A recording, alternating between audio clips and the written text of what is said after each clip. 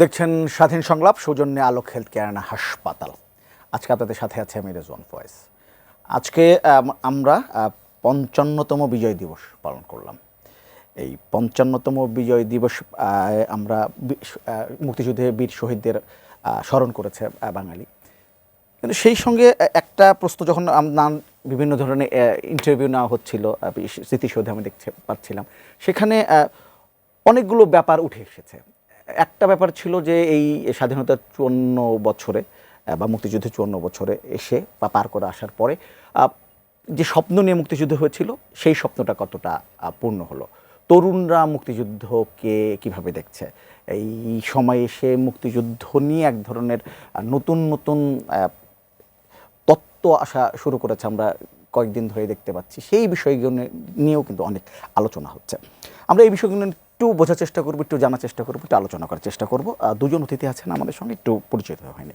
আমার সঙ্গে আছেন মুজাহিদুল ইসলাম সেলিম, তিনি সাবেক সভাপতি বাংলাদেশের কমিউনিস্ট পার্টি, এবং আছেন মাহমুদুর রহমান মান্না, তিনি সভাপতি নাগরিক ঐক্য। দুজনকে স্বাগত আমাদের অনুষ্ঠানে। আলোচনা শুরু করবো। দুজনের কাছে আসলে একই প্রশ্ন হয়তো প্রথমে করবো। আমি একটু মুজাহিদুল ইসলাম সেলিম আপনাকে বলি, প্রথম শুরু করি আর কি। আমরা বললাম ৫৫তম বিজয় দিবস পালন করলাম, তো এই বিজয় দিবসে দাঁড়িয়ে আপনার কাছে বাংলাদেশকে এখন কেমন মনে হচ্ছে? ধন্যবাদ। আজকের এই অনুষ্ঠানে প্রথমেই আমি আমাদের মহান মুক্তিযুদ্ধের বীর শহীদদের প্রতি শ্রদ্ধা নিবেদন করছি।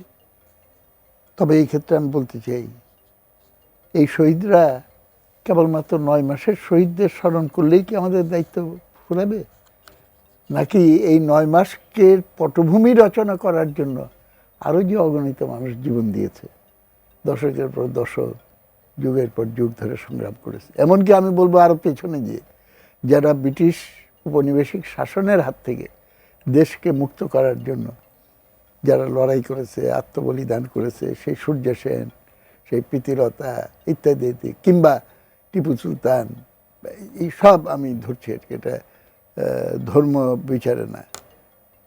তারা কি মুক্তিযোদ্ধা নয়? সব মুক্তিযোদ্ধাকে আমি স্মরণ করতে চাই। এবং এই প্রসঙ্গে আমি বলবো যে এইটা আমাদের বুঝতে হবে যে আমরা মুক্তিযুদ্ধ বলতে যেটাকে বলি ৯ মাসের সশস্ত্র সংগ্রাম, সেটা আরেকটা বৃহত্তর মুক্তি সংগ্রামের অংশ।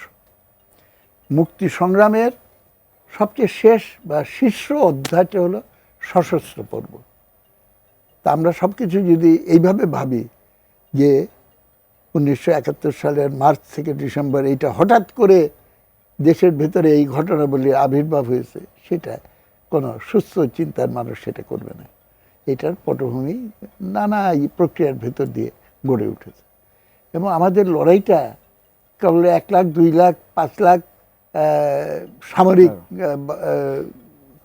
শক্তি, সেটা স্থায়ী কনভেনশনাল আর্মি হোক, যারা পাকিস্তানি পক্ষ ত্যাগ করে আমাদের দিকে এসেছে, আর্মি, পুলিশ, বিডিআর, কিংবা তারা প্রশিক্ষণপ্রাপ্ত, নতুন করে প্রশিক্ষণপ্রাপ্ত মুক্তিযোদ্ধা হোক, এটা তো শুধু তাদের লড়াই ছিল না, এটা ছিল একটা জনযুদ্ধ। এবং জনযুদ্ধে যারা অস্ত্র হাতে লড়াই করে, তাদের সঙ্গে যদি আপামর জনগণ না থাকে, তাহলে পাকিস্তানি সেনাবাহিনীর মতো একটা শক্তিধর বাহিনীকে পরাজিত করা কোনোদিন সম্ভবপর হতো না। এবং সেটা আমরা করতে পেরেছি এই কারণেই। এবং জনতার এই শক্তি অজেয়, অমর। সুতরাং আমি এইটা দৃঢ়ভাবে মনে করি যে যত বাধাবিঘ্ন আসুক, যত ঝড়ঝঞ্ঝাই আসুক না কেন, জনতা যেহেতু অমর, অজেয়, আমাদের মুক্তিযুদ্ধ অজেয়, অমর, এটা কেউ নস্যাৎ করতে পারবে না।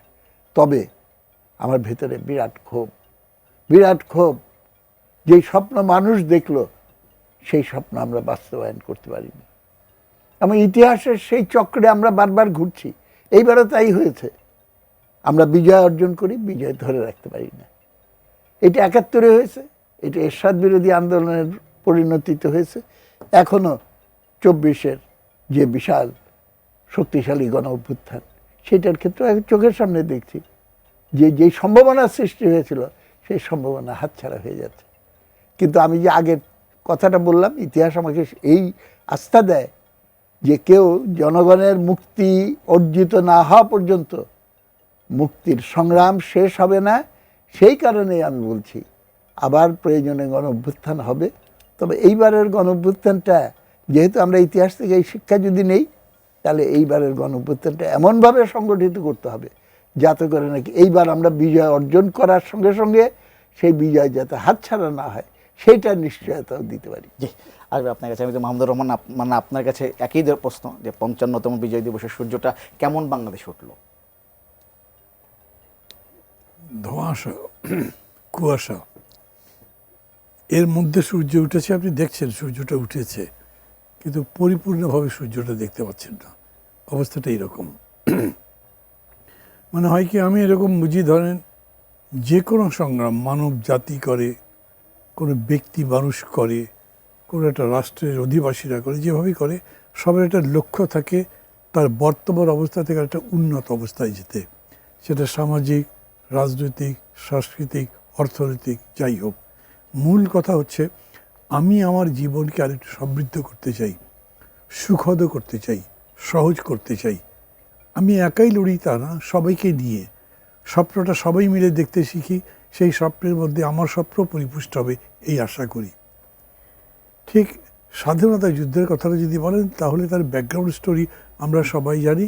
পাকিস্তানিদের যে প্রচণ্ড শাসন ছিল, অর্থনৈতিক, রাজনৈতিক, বিভিন্ন মাত্রিক, তার বিরুদ্ধে ধীরে ধীরে ধীরে ধীরে বাঙালি সংগঠিত হয়েছিল। শেষ পর্যন্ত আমাদের গণতান্ত্রিক অধিকার, ভোটের রায়কে অস্বীকার করবার কারণে, আমাদের উপরে হামলা করবার কারণে আমরা রুখে দাঁড়িয়েছি, লড়াই হয়েছে। এবং সেই লড়াইয়ে সামরিকভাবে আমরা জিতেছি। সামরিকভাবে ওখানেও আবার অনেক বিতর্ক হতে পারে, আমি বিতর্কের মধ্যে যাচ্ছি না। পাকিস্তানিরা পরাজিত হয়েছে, বাংলাদেশ প্রতিষ্ঠিত হয়েছে। সেই বাংলাদেশে তখন তো আমাদের স্বপ্ন এটা প্রস্ফুটিত হবার কথা যে এখানে সোনার বাংলা হবে, 10 টাকা করে চাল, কত কি শেখ মুজিব বলেছিলেন সেগুলো। কিন্তু এই ধরেন 54 বছরে যদি আপনি এরকম করে দেখেন, আমাদের প্রথম বাজেট ছিল কত, 786 না কত কোটি টাকা যেন, এখন সেটা 8 লক্ষ কোটি টাকা। ইকোনমি অনেক বড় হয়েছে, আমাদের অনেক বড় বড় স্থাপনা, অনেক সুন্দর সুন্দর রাস্তাঘাট। কিন্তু তারপরেও মানে যে কোনো মানুষকে জিজ্ঞেস করেন, ভাই আপনি কি সুখী, একটা মানুষও সম্ভবত পাবেন না যিনি বলবেন যে আমি সুখী। সেটা প্রফেসর ইউনূসকে জিজ্ঞেস করেন, উনি সুখী না। শাহাবুদ্দিন সাহেব তো বলতেন যে 2 নেত্রী আমাকে ভলকানোর উপর বসিয়ে রেখেছে। আর ব্যক্তিগতভাবে খালেদা জিয়াকে, শেখ হাসিনাকে যতখানি জানতাম, তাদেরকে আবার কখনো সুখী মনে হয় নাই। মানে আমরা একটা সুখের সমাজ গড়তে চাই, মানুষের জীবন অন্তত আমি বললাম সব ধরনের সুখদ হোক, কিন্তু এইটা আমাদের দেশে হয়নি। তো আমি মনে করি এটা এখনও আছে, এখনও কষ্টের সময়। এখনও কী হয়েছে দেখেন, এত বড় একটা লড়াই হলো, মানে সেই লড়াইয়ে এত একটা কঠিন জগদ্দল পাথরের মতো ফ্যাসিবাদকে পরাজিত করলাম। আশা নতুন বাংলাদেশ গড়ব, কীরকম অকাতরে জীবন দিল মানুষগুলো। তারপরেও এখন ভোট পেয়েছেন 3 টার্ম পরে, মানুষ জিজ্ঞেস করছে ভাই ভোট হবে এখনও? আমাকে তো প্রায় প্রতিদিনই অন্তত 5টা 10টা করে এই প্রশ্ন আমি শুনি। আমি হয়তো জবাব দিলাম ভোট হবে না কেন, না হওয়ার তো কিছু দেখি না। কয় না আসলে কি হবে, মানে মানুষের বিশ্বাস আসেনি। তবে কীরকম একটা সোসাইটিতে বাস করছেন। মানে আজকে আমার বাসায় একজন আমাকে বলছেন যে হোম মিনিস্টারকে পাশে রেখে এই যে হাদি মারা গেল, হাদি মারা যাওয়ার প্রেক্ষিতে বক্তব্য রাখছেন একজন ছাত্র, ডাক্তার ভিপি সম্ভবত। উনি সমস্ত সরকারের ব্যর্থতার কথা বলে কিছু দাবি তুলে বলছেন এগুলো পালন যদি করতে না পারে আপনাকে পদত্যাগ করতে হবে। এবং স্বরাষ্ট্রমন্ত্রী শুনলেন, ওদেরকে জিজ্ঞেস করলে বলবে এটাই আমাদের পার্থক্য, যে আগের সরকার বলে এরকম বলতে পারতেন না, এখন আমাদের সামনেই বলছেন। মনে হলো যে এই বলতে পারছে বলেই বোধহয় গুণগত পরিবর্তন হয়ে গেল, কিন্তু তা তো হলো না। কারণ আপনি এখন পর্যন্ত ওই ক্যান্ডিডেটদের নিরাপত্তা দিতে পারেননি। বহু ক্যান্ডিডেট ইনক্লুডিং মাইসেলফ আনসেফ মনে হয়তো, কী জানি কখন কি হয়ে যায়। সেগুলো সব মিলে যদি বলেন এগিয়েছি ম্যাটেরিয়ালি বেশ কিছু দিক থেকে, তবে আরও অনেক এগোতে পারতাম। আর স্পিরিচুয়ালি যদি বলেন, ফিলোসফিক্যালি, ইডিওলজিক্যালি, লিভিং ওয়াইজ যদি বলেন, তাহলে তেমন এগোয়নি। মজিদুল হোসেন সালেম, বিতর্কর কথা বলছিলাম যে এটি নিয়ে আলোচনা হচ্ছে। এবারকার নির্বাচন যদি বলি, কেন জানি মনে হচ্ছে আবার সেই আগের মতো মুক্তিযুদ্ধের পক্ষের শক্তি বিপক্ষের শক্তি নিয়ে একটা আলোচনা হচ্ছে, রাজনৈতিক দলগুলোর মধ্যে আলোচনা আছে। ডিসেম্বর যত এগিয়ে এসছে আমরা দেখতে পাচ্ছি মুক্তিযুদ্ধের ইতিহাসটা নতুন করে বলার একটা চেষ্টা হচ্ছে।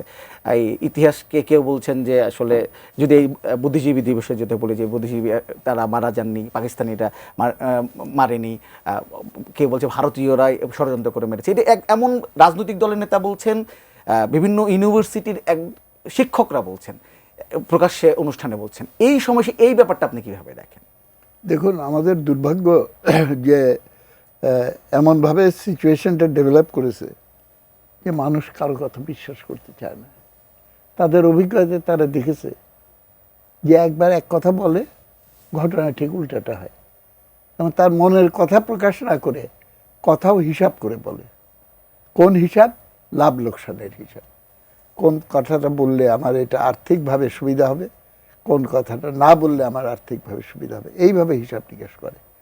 এটা অবধারিত সেই সমাজে, যেটা আমার বিশ্লেষণ অনুযায়ী বাজার অর্থনীতির ধারায় পরিচালিত। এবং অর্থনীতি হলো, রাজনীতি হলো অর্থনীতিরই ঘনীভূত প্রকাশ। রাজনীতিতে কে কী করছে সেটা ঠিকমতো বুঝতে হলে আপনাকে কিন্তু অর্থনীতি ভালো করে বুঝে নিতে হবে।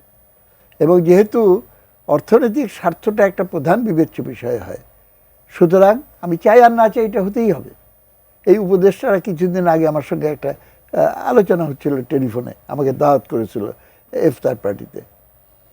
তো আমি বললাম যে তোমাদের যে বদনাম হচ্ছে এটা খেয়াল রাখো, টাকা পয়সা কই থেকে পাও, এই হিউজ খরচ করো, মার্সিডিজ ছাড়া চলো না, ইত্যাদি ইত্যাদি। আমি যখন ডাকসুর ভিপি ছিলাম স্বাধীনতার পর, তখন কীভাবে কী করতাম এইগুলো সব শুনে টুনে সে টেলিফোনে কথা হচ্ছে। সে বললো যে সেলিম ভাই, আওয়ামী লীগ আর বিএনপির সঙ্গে পাল্লা দিতে হলে এইগুলো না করলে চলবে? তা আওয়ামী লীগ আর বিএনপির সঙ্গে পাল্লা দিতে হলে পরে আমি তখন অবশ্য বলেছি, এই লুটপাটের টাকা বানানোর পাল্লা দিয়ে তো তুমি পারবে না, তুমি দেশপ্রেমে পাল্লা দাও, আত্মত্যাগে পাল্লা দাও। কিন্তু পরিস্থিতি এমন যে তাদের যান বাঁচাইতে হলে কিংবা ক্ষমতায় অধিষ্ঠিত হয়ে আরও কিছু তদবির বাণিজ্য করতে হলে তাহলে তাকে তো এইসবের আশ্রয় নেওয়া ছাড়া উপায় নেই। হয়তো নিজের মনে একটা ফিলসফিক্যালি জিনিস দাঁড় করায়, ঠিক আছে এটা করে নেই, তারপরে আমি একেবারে সব কিছু ছেড়ে টেড়ে দিয়ে করব। কিন্তু যখন আপনি একটা সিস্টেমের ভেতরে পড়ে যান, তখন তো ওই সিস্টেম আপনাকে বের হতে দেবে না। দিলেও আপনাকে লাথি দিয়ে বের করে সেখানে আরেকজন রিপ্লেসমেন্ট দাঁড় করাবে। যাই হোক, সেটা তো একটা সামগ্রিক সমস্যা। এখন মানুষ কাউকে বিশ্বাস করতে চায় না। ওর জন্য এই যে বলা হচ্ছে ইলেকশন শিডিউল অলরেডি অ্যানাউন্স, তারপরে বলছে যেটা আমাদের এখানে, সরি এটা সিমিলারটা ইউজ করার জন্য, জিনজিরা বলে একটা জায়গা আছে, একটা কিন্তু কথা ছিল জিনজিরা প্রোডাক্ট, তার মানে নকল প্রোডাক্ট, বোঝা যাবে না কী হয় কী হচ্ছে। আমাদের রাজনীতির ভেতরেও এখন পলিটিক্স ঢুকে গেছে। আমি এই হেডিং দিয়ে একটা লিখেছিলাম, পলিটিক্স বলতে খারাপ অর্থে, আর রাজনীতি হলো নীতির রাজা। সেই সততা, দেশপ্রেম, সেইগুলো বাদ দিয়ে সমস্তটাই প্রধানত, আমি সকলের ক্ষেত্রে বলবো না, কিন্তু প্রধানত মানুষের দৃষ্টিতে যেই রাজনীতি তারা দেখে, এইটা একটা ব্যবসাতে পরিণত হয়েছে। এবং অনেক সময় অনেক লোক বলে যে বাংলাদেশে এখন সবচেয়ে লাভজনক ব্যবসা হলো এমপিগিরির ব্যবসা বা মন্ত্রীগিরির ব্যবসা। কারণ সবচেয়ে কম ইনভেস্টমেন্ট করে সবচেয়ে অল্প সময়ে আপনি হাইয়েস্ট রিটার্ন নিয়ে আসতে পারবেন। সেটা হলো আপনি ম্যাক্সিমাইজ প্রফিট ওভার টাইম, এটা একটা ইকোনমিক ফেনোমেনা আছে।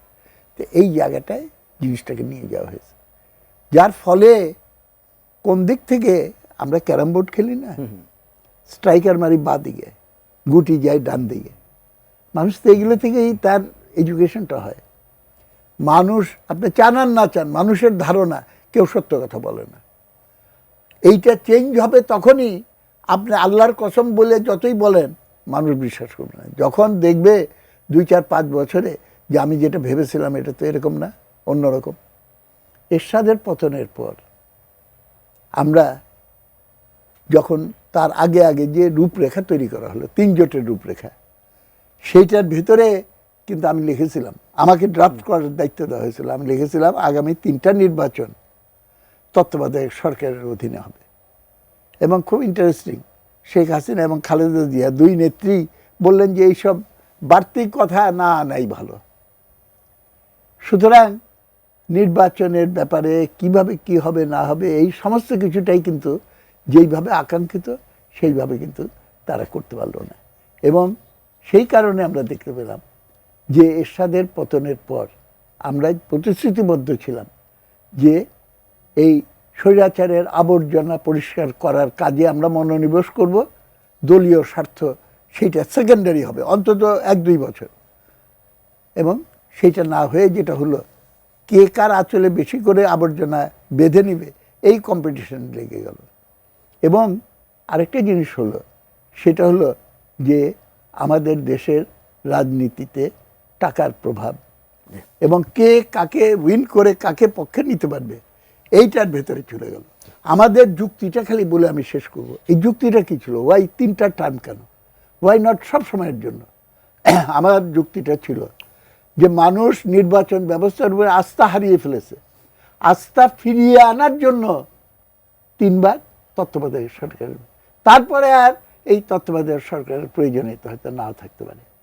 এবং যেটা পরে পার্লামেন্টে তারা পাশ করলো এবং কোর্টের রেফারেন্স দিয়ে কোর্ট এটা বলল যে অনির্বাচিত সরকার কোনো অবস্থায় এই কনস্টিটিউশনের ফান্ডামেন্টাল প্রিন্সিপালসকে ভায়োলেট করে কোনো ব্যবস্থা আমাদের এখানে হতে পারে না, সেটা নাকচ করেছিল। অবশ্য গত কয়েকদিন আগে সেটা কোর্টে নাকচ হয়ে গেছে। আমি একটু মাহমুদুর রহমান মান্না, এই বিতর্ক নিয়ে যদি বলি যে মুক্তিযুদ্ধ নিয়ে যে ধরনের বিতর্কিত মন্তব্য বা বিতর্ক তৈরি করা হচ্ছে এখন, এটাকে আসলে এই নির্বাচনকে সামনে রেখে বা আসলে কি এইসব বিতর্ক তৈরি করে নির্বাচনে সুবিধা হয় বা কেউ প্রতিবাদ কেন করছে না? মানে এখন যে তৈরি হলো তার পেছনে তো নির্বাচন আছেই, ব্যাকগ্রাউন্ড ইলেকশন, কোনো সন্দেহ নেই। কারণ আমি সরি, মানে অনেক সময় কি জানেন, আমাদের পর্যন্ত অনেকগুলো কমেন্ট করা একটু সীমাবদ্ধতার মধ্যে পড়ে যায়। হয়তো আমি আপনার সঙ্গে সম্পর্কে আছি, ওনার সাথে নেই, কিন্তু আপনার একটা কাজ আমার অপছন্দ বলা যাচ্ছে না, সম্পর্ক নষ্ট হয়ে যায়, এরকম। তো এরকম হলো যে মুক্তিযুদ্ধের পক্ষে বিপক্ষে বলে একটা রাজনীতি চললো আওয়ামী লীগের 15 বছরে। তখন আওয়ামী লীগের পক্ষের নামে, চেতনার নামে আওয়ামী লীগ একদিকে, আর আরেকদিকে বিএনপি আর জামাত ঐক্য করেছিল। তারা চেতনার পক্ষে বিপক্ষে কিছু বলে নাই, কিন্তু চিহ্নিত হয়েছিল আওয়ামী লীগ কর্তৃক যে তারা চেতনার বিপক্ষে। তারা দুটো একসাথে ছিল। এখন বিএনপি বলছে একদম, আজকের বক্তৃতা আমি শুনেছি, তারা এতে স্মৃতিসন্ধি যেটা করলেন মির্জা আব্বাসের বক্তব্য শুনলাম, সরাসরি জামাতকে বলছেন যে তারা ওই সময়কার রাজনীতি আবার এখানে আনতে চাচ্ছে। জামাতকে আমি রিলেটিভলি মনে করি যে ক্যালকুলেটিভ। তারা আঘাত সইতে সইতে এক ধরনের, মানে ওটাকে কী বলে, সর্বংসহা টাইপের হয়ে গেছে, ওগুলো হজম করে দিতে জানে।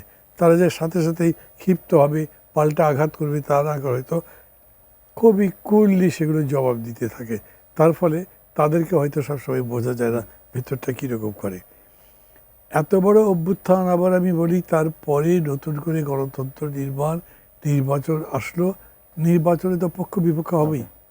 আওয়ামী লীগের মতো ম্যাসিভ একটা পার্টি ছিল, মানে 1-2 নম্বর পার্টির মধ্যে। আওয়ামী লীগ যখন নেই তখন মাঠে তো একটাই পার্টি, বিএনপি। বিএনপির চিন্তা কী হবে, তারা তাদের মতো করে চালাবে সব। আর প্রথম মানে অপোজিশন হওয়ার জন্যে প্রতিযোগিতায় নেমে গেল জামাত। ফলে তাদের দুটোর মধ্যে ক্ল্যাশ হবেই, এবং এই ক্ল্যাশকে একটা ন্যারেটিভ দিতে হবে, পলিটিক্যাল ন্যারেটিভ। একদম সবাইকে এরকম বলছি না যে সবই নীতিহীনভাবে দিতে চায়, কিন্তু মানে হিস্টোরিক্যাল ইনএভিটেবিলিটি এরকমই হয় যে উভয় পক্ষ নিজের মতো ন্যারেটিভ তৈরি করে। সেই ন্যারেটিভে এখন বিএনপিকে স্বাধীনতা বিরোধী ওই কথা বলে বিএনপি চিত্রিত করছে। আর এরা প্রতিনিয়ত হয়তো দরকার লাগলে একটা হিন্দুকে নমিনেশন দিচ্ছে, বৌদ্ধকে নমিনেশন দিচ্ছে, দিয়ে বোঝাচ্ছে না আমরা ধর্মের কথা বলে রাজনীতি করছি না, আমরা ধর্মনিরপেক্ষ গণতন্ত্রে বিশ্বাস করি সেটা বলছি না, কিন্তু তারা এইটা বোঝাবার চেষ্টা করছে যে আমরা ধর্মের ব্যবসা আসলে করি না। এই লড়াইয়ের ফসল আপনি দেখছেন। লাভ হয় কী করে জিজ্ঞেস করলেন আপনি। দেখেন, এই কথা বলা মুশকিল, কোথাও হয়তো লাভ হয়, কোথাও হয়তো হয় না। যেমন ইউনিভার্সিটিগুলোতে যে ইলেকশন হলো, আপনি বিশ্বাস করবেন, আমি 2বার ডাকসুর ভিপি ছিলাম, সেলিম ভাই আমার আগে ডাকসুর ভিপি ছিলেন, উনি ওনারটা বলতে পারবেন। আমি ভোটের আগের দিনও বিশ্বাস করিনি যে ইউনিভার্সিটিতে শিবির জিততে পারে। আমি কোনোভাবেই বিশ্বাস করতাম না যে মেয়েদের হলে তারা জিততে পারে, কারণ আমি জানি যে তারা যে ডগমা বলে সেই ডগমাতে নারী স্বাধীনতা স্বীকৃত হয় না। কিন্তু ওই মেয়েদের কাছ থেকেই দেখা গেল তারা মেয়েদের হলেও জিতল, ভোট পেল। তাদেরকে জিজ্ঞেস করে তারা বললো যে আপনারা তাদের নামে যে সমস্ত কথা বলছেন আমরা তো বাস্তবত তা দেখছি না, দেখছি গুড বয়েজ, ভালো কথা বলে, জানে শোনে, ভালো ব্যবহার করে এবং কোনো দোষ দেওয়ার মতো পাওয়া যাচ্ছে না। তার মানে হচ্ছে যখন আপনি দেখছেন যে মানে ধরেন কাবা শরীফে কি বিরাট লড়াই হয়েছে না, মূর্তি রাখা চলবে না, এবং এটাই প্রধান লড়াই ছিল তখন, আমরা যেরকম ছোটোবেলা পড়েছি। এখন সেই মূর্তির সামনে বসেই জামাত ইসলাম, যারা ইসলামী শাসন কায়েম করতে চেয়েছে বা এখনও চায় বা চায় না তারা অন্য কথা বলে, সেখানে গিয়ে বসে আছে। দলের মধ্যেও বিতর্ক উঠেছে এটা কি হলো, কিন্তু করেছে কারণ সেইখানে তার ভোটটা ডমিনেট করছে।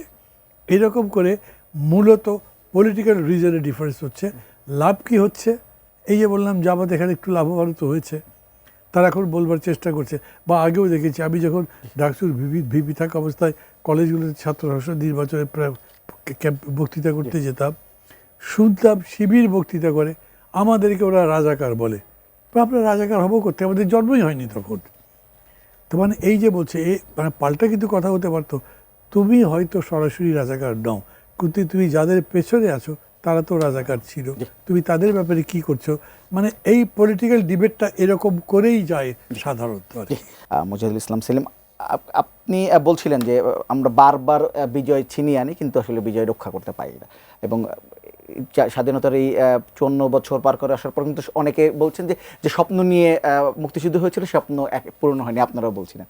এই যে পূর্ণ না হবা, স্বপ্ন পূরণ না হবার যে দায়, সেটা কি আপনারা রাজনীতিবিদরা আপনাদের কাঁধে নেবেন?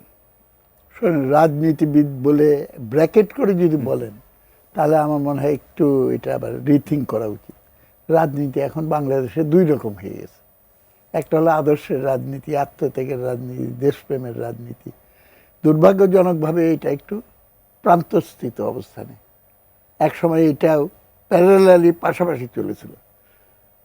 আর আরেকটা হলো লুটপাটের রাজনীতি, বাণিজ্যিক রাজনীতি, কমার্শিয়াল রাজনীতি, যেখানে আপনি হিসাব নিকাশ করবেন যে পেলাম কি দিলাম কি, গিভ অ্যান্ড টেক। সুতরাং এই দুইটার ভেতরে পার্থক্য আছে, ওর জন্য এটা ব্র্যাকেট করে দেখা উচিত না। প্রবলেমটা হলো কোন জায়গায়, যে আধিপত্যটা চলে গেছে, মেইন স্ট্রিম হয়ে গেছে যারা, তারা তো একই নীতিতে অনুসরণ করে চলছে এবং উন্নয়নের ডিজিট তারা দেখায়, জিডিপির গ্রোথ অমুক সময় ইত্যাদি। আমি অর্থনীতির ছাত্র হিসেবে বলতে পারি, জিডিপির গ্রোথ যখন দেখানো হয় কিংবা অ্যাভারেজ, সেটা হলো অ্যাভারেজ গড় আয় হিসাবে তারা দেখায়। গড় হিসাবটা খুবই কিন্তু মারাত্মক প্রতারণামূলক। এটা বিখ্যাত একটা উদাহরণ আছে, একটা মানুষের অর্ধেকটা শরীর যদি ফ্রিজে রাখেন আর অর্ধেকটা শরীর যদি চুলার উপরে রাখেন, তারপরে যদি আপনি বলেন যে সেই লোকটা নাতিশীতোষ্ণ আবহাওয়ার ভেতরে বসবাস করছে, আপনি গড় করলে কিন্তু এরকমই হবে, এরকম হাস্যস্কর একটা রেজাল্ট চলে আসবে। মানুষ কি অনুভব করে, এইটা হলো কোশ্চেন। উন্নয়ন তো সবসময় হয়েছে, ব্রিটিশরা উন্নয়ন করেনি? আমাদের শিক্ষা ব্যবস্থা, আমাদের রেল ব্যবস্থা, কত কিছু, অ্যাডমিনিস্ট্রেশন, এমনকি কতগুলো ভাষা পুনরুদ্ধার করে বাংলা ব্যাকরণ সেগুলো বের করার ক্ষেত্রে অনেক অবদান আছে। আইয়ুব খান উন্নয়ন করেনি? 69-এর গণঅভ্যুত্থানের 3 মাস আগে decade of development, decade of reforms Ayub Khan করলো। সারা দেশে ঢাক ঢোল পিটিয়ে, লাইট জ্বালিয়ে, বিরাট এবং লৌহ মানব প্রস্তাব আসলো, আজীবন প্রেসিডেন্ট ঘোষণা করা হোক আইয়ুব খানকে। 3 মাসের ভেতরে শেষ। সুতরাং এরশাদ বলে না যে আমি উন্নয়ন করেছি? মানুষ একটু কষ্ট পাবে, শেখ হাসিনাও বলেছে মানুষ একটু কষ্ট পাবে। এটা হলো উন্নয়নের প্রসব বেদনা। প্রসব বেদনা সবসময় গরিব মানুষের উপরেই পড়বে, বড় লোকের উপরে পড়বে না। এবং বড় লোকের উপরে না পড়ে সেটাই সরকারের নীতি, কারণ আমাকে টাকা বানাইতে হবে। কিছু লোকের হাতে টাকা কনসেন্ট্রেট না করলে আপনার ইনভেস্টমেন্ট হবে না, ইনভেস্টমেন্ট না হলে চুইয়ে পড়ে গরিবের কাছে টাকা যাবে না। এইটা হলো ক্লাসিক্যাল নিও liberal economic theory of capitalism. কিন্তু টাকাটা চুয়ে তো নিচে আসে না, এটা চলে যায় সুইজারল্যান্ড, এটা চলে যায় মালয়েশিয়া, এটা চলে যায় সিঙ্গাপুর, কানাডা। সুতরাং আমরা কানাডা, আমাদের এইটা এই একই ঘটনা কিন্তু ঘটে চলেছে। আমাদের এখানকার রিসোর্স সেইটা চলে যাচ্ছে বাইরে। কিন্তু দেখেন এইবারের গণঅভ্যুত্থানও প্রমাণ করলো যে আমাদের জাতির যে মানব সম্পদ, শুধু এইটাকে যদি ধরি, অসীম সৃজনশীলতা এবং সৃষ্টির ক্ষমতা সে রাখে। মুক্তিযোদ্ধা, আমি তো মুক্তিযোদ্ধা, আমার সমস্ত মুক্তিযোদ্ধার কাছে সাক্ষী নেন। পাকিস্তানি সেনাবাহিনীকে হটিয়ে দিয়ে আমরা যখন মুক্ত এলাকা করেছি, মুক্ত এলাকায় তো কোনো ঘুষ দুর্নীতি ছিল না, কোনো নারী নির্যাতন ছিল না, কোনো চুরি ডাকাতি ছিল না। সেই ফুলের বাগানের মতো আমরা কেন এই দেশটা করতে পারলাম না? কারণ যারা লড়াই করেছে তারা হলো এক শ্রেণীর, আর লড়াইয়ের পরে দেশ স্বাধীন হওয়ার পরে যারা ক্ষমতা প্রয়োগ করলো, সেটা পলিটিশিয়ান বলেন, এইটার সঙ্গে আপনার হোল স্টেট অ্যাপারেটাস, আপনার ব্যুরোক্রেসি, সিভিল মিলিটারি ব্যুরোক্রেসি সহ গোটা মেকানিজমটা দেখতে হবে। তারা তো সেই পুরানো কিসিমেরই। সুতরাং ঘটনা যেটা হলো, সাদা হাতির কালো মাহুত, খালি মাহুতটা চেঞ্জ হয়েছে, কিন্তু হাতিটা ওরকমই রয়ে গেছে, from the frying pan to the fire. এবং আমাদের দুইটা খুব সুন্দর একটা ছিল, যখন এরশাদের পতন হয়ে গেল, এর আগে তো সহজ ছিল, একজনের কাছে গেলে একটা খাম বা টাকা পয়সা হ্যান্ড ওভার করলে পরেই আপনি এনশিওর করতে পারতেন যে আপনার ইকোনমিক ইন্টারেস্ট হয়ে যাবে। এখন তো ইলেকশনে আবার এ আসে না ও আসে, আমার স্বার্থটা চলে যায় কি না। সুতরাং অ্যারেঞ্জমেন্ট ওয়াজ মেড যে রোটেশন হবে, একবার তুমি খাবে, একবার আমি খাবো, তুমি খাবে, আমি খাবো। এইটা ডিসরাপ্টেড হয়ে গেল। প্রথমে খালেদা জিয়ার চেষ্টা করেছিলেন যে চিরদিন ক্ষমতায় থাকে, ওর জন্য আজিজ সাহেবকে করে 1 কোটি ফলস ভোটার লিস্টে ঢুকালো, ইত্যাদি ইত্যাদি। উনি সাকসেসফুল হন নাই, কিন্তু শেখ হাসিনা সাকসেসফুল হয়ে গেছে অন্তত 3.5 বার। এবং এইটার ফলেই মানুষ ফিল করেছে যে আমি অর্থনৈতিকভাবে আমাকে দৈন্য দশায় ফেলে দেওয়া হয়েছে ঠিকই, কিন্তু একটা বিনা পয়সার একটা সম্পদ ছিল আমার, সেটা ভোটের অধিকার, এইটাও কেড়ে নিল। আসবেন মাহমুদুর রহমান, মানে একটু একটা কথা শুনছিলাম যে 24 এবং 71-কে মুখোমুখি দাঁড় করানোর চেষ্টা হচ্ছে, এটা অনেকে অভিযোগ করেছে। এখন এসে আপনার কাছে কি মনে হচ্ছে সেটা, আসলে কি সেই অবস্থাটা সেই রকম আছে? প্রথম কথা হলো, আমি এরকম করে কখনোই বুঝি নাই 24 এবং 71-কে কি বললেন মুখোমুখি। মানে মুখোমুখি যদি বিপরীত অর্থে হয়, বিপরীত অর্থেই, তাহলে এটাকে আমি খানিকটা মানব।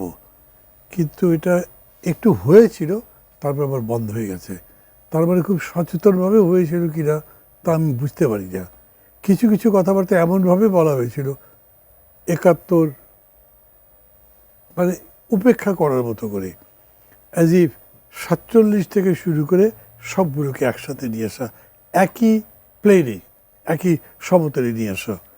তারপরে আবার এরকম হয়েছে, আমাদের যে অর্জনটা হয়েছে 71-এ, এগুলোকে অস্বীকার করা হয়েছে যেটা কোনো কিছু হয়নি, সেকেন্ড রিপাবলিক করতে হবে, এখানে ফার্স্ট রিপাবলিকের কোনো ভ্যালু নেই।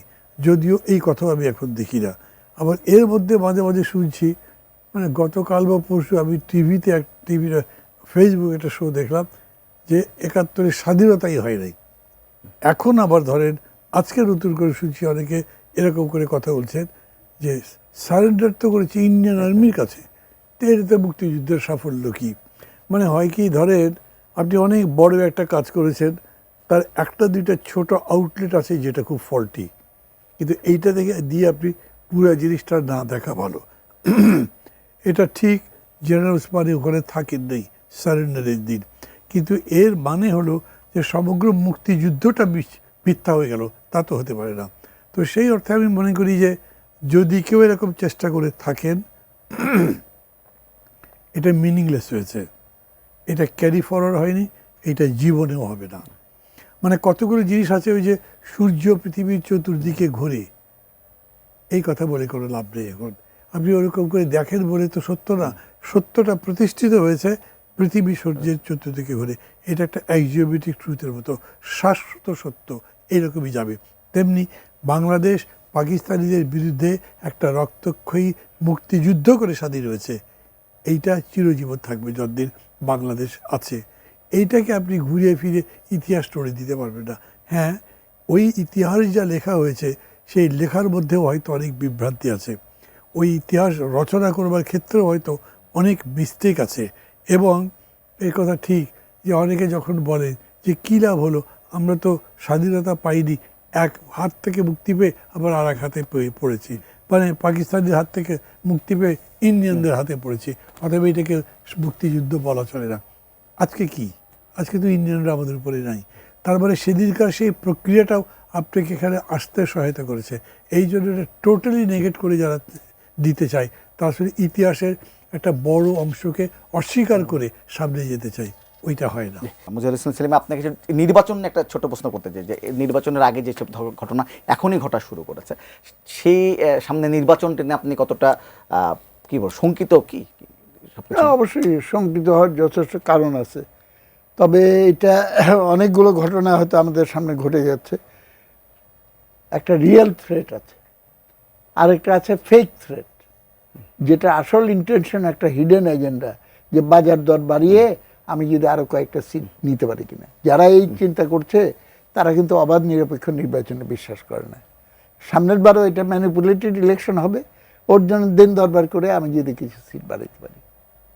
এখন আলটিমেটলি এটা নির্ভর করছে, এইবার না শেষ পর্যন্ত এটা নির্ভর করছে আমরা একটা ইলেকট্রাল প্রসেসে যেতে পারবো কিনা এবং আইন ভিত্তিক একটা সমাজ এবং রাষ্ট্র প্রতিষ্ঠা করতে পারবো কিনা। এটা নির্ভর করছে এই ধরনের পলিটিক্যাল ফোর্স বা পলিটিক্সের নাম করে যারা নিজেদের আখের গোছানোর জন্য লুটপাটের ধারায় ব্যস্ত, তাদের ক্রিয়াকলাপের উপর নির্ভর করবে না বলে আমি মনে করি। এবং ইতিহাস আমাকে সেই শিক্ষাই দেয়, এটা আলটিমেটলি নির্ভর করে জনগণের উপরে। জনগণ যদি অ্যাসার্টিভ না হয় তাহলে তাদেরকে নিয়ে সবাই খেলবে, আর যদি জনগণ অ্যাসার্টিভ হতে পারে তাহলে পরে সামনের দিকে আমরা অগ্রসর হতে পারবো। কিন্তু এইটা আমি সতর্ক করে দিতে চাই, there is a real threat, একটা সত্যিকার কিন্তু বিপদ আমাদের সামনে আছে, এটাকে হালকাভাবে নেওয়া উচিত না। আমাদের স্বাধীনতাকে নস্যাৎ করে দিয়ে আমাদের ইতিহাসকে পেছন দিকে নিয়ে যাওয়ার চেষ্টা, ৭১কে অস্বীকার করা মানে কিন্তু আমাদের ইতিহাসকে মধ্যযুগে নিয়ে যাওয়ার চেষ্টা, এটা কিছুই বরদাস্ত করা যায় না। এইটা হলো একটা ডাইরেক্ট থ্রেট। ইনডাইরেক্ট থ্রেট হলো মুক্তিযুদ্ধ নিয়ে ব্যবসা করা হয়েছে, বাণিজ্য করা হয়েছে, একটা রং ন্যারেটিভ, এক লোকের কীর্তি, এক দলের কীর্তি, এক পরিবারের কীর্তি এইভাবে দাঁড় করানো, আর অন্যদিকে হলো এইটার সঙ্গে অ্যাসোসিয়েট করে অপরাধমূলক কাজকর্ম যখন করা হয় মানুষের মনে কিন্তু এইটার সঙ্গে অপরাধগুলো যুক্ত হয়ে যায়। মাহমুদুর রহমান, আপনি কি দেখছেন নির্বাচন যে নানা ধরনের ঘটনা একদম তফসিল ঘোষণার পরের দিনই? আপনি যেরকম করে প্রশ্ন করলেন আমি শঙ্কিত, খুব শঙ্কিত নই। আচ্ছা, আমি মনে করি যে এই সমস্ত শঙ্কা কাটিয়ে এই সমস্ত বিপদ উতরে মানে এরকম হতে পারে যে ধরেন আরও কিছু কিছু হতে পারে, কারণ আমাদের আইন শৃঙ্খলা বাহিনীটা খুব ফ্র্যাজাইল, খুবই দুর্বল টাইপের, কোনো সংস্কারই করেনি, কিচ্ছু করেনি এগুলোর উপরে। যারা ক্ষমতায় আছেন তারা যে খুব দক্ষ শাসক, একটা ক্রাইসিস ম্যানেজ করতে পারবেন, একটা বিশেষ সময়কে কন্ট্রোলে নিয়ে আসতে পারবেন, এরকম কোনো ভরসা করার মতো আমি পাই না। সেই অর্থে ক্রাইসিস আছে। আবার এটাও ঠিক আপনার কাছে কোনো বিকল্প নেই, ইলেকশন হতে হবে, না হলে কী হবে? এই ইলেকশনটা যদি ফেল করে তখন কি দাঁড়াবে? এই সরকার কি থাকতে পারবে? পারবে না। তো নতুন সরকার কোথায় পাবেন? এও একটা ডিকটেশন অফ হিস্ট্রি, ইলেকশনটা করতে হবে, এটা বোঝে। এই জন্যে আমি পলিটিক্যাল পার্টিকে ইলেকশনের ব্যাপারে নেগেটিভ মনে করি না, আমি আর্মিকে ইলেকশনের ব্যাপারে নেগেটিভ মনে করি না, কোনো ধান্দাবাজির ওত পেতে আছে তা মনে করি না। সেটা শুনে সময় গেছে ৫ আগস্ট। ক্ষমতায় যারা আছেন, প্রফেসর ইউনূস ও তার উপদেষ্টারা, তারাও যে আরেকবার থাকতে চাইছেন ওই সুযোগই আর নাই। তো তাহলে হবে না কেন? আলিমুল গায়েব কিছু, ওইটার উপর তো আমি বলতে পারবো না। আপনাদের দুজনকে ধন্যবাদ আমাদের সাথে যুক্ত হওয়ার জন্য। শেষ হয়ে চলে এসেছি দর্শক, আজকের পর্ব থেকে এখানেই বিদায় নিচ্ছি। আগামী পর্বে আবারও দেখা হবে, ততক্ষণ পর্যন্ত ভালো থাকবেন, সুস্থ থাকবেন, এই তিনজনের সঙ্গে থাকবেন।